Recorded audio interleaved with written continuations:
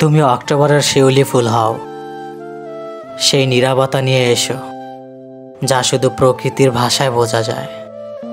নিভৃতিতে ঝরে পড়ো আমার হৃদয়ের আঙ্গিনায়, যেন প্রতিটি পাপড়ি তোমার আত্মাকে ছড়িয়ে দেয় আমার অস্তিত্বের গভীরে।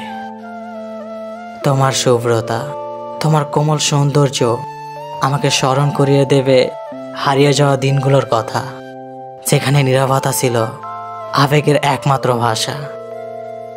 তুমি হেমন্তের শিশির হয়ে ঝরে পড়ো, যেন প্রতিটি বিন্দুতে জমা থাকে আমার জন্য এক বুক নিঃশ্বাসের প্রশান্তি। তোমার স্নিগ্ধ সুবাসে বড় উঠুক আমার চারপাশ, তোমার প্রতিটি স্পর্শে জাগরিত হোক আমার অনুভূতির গভীরতম তন্ত্রী।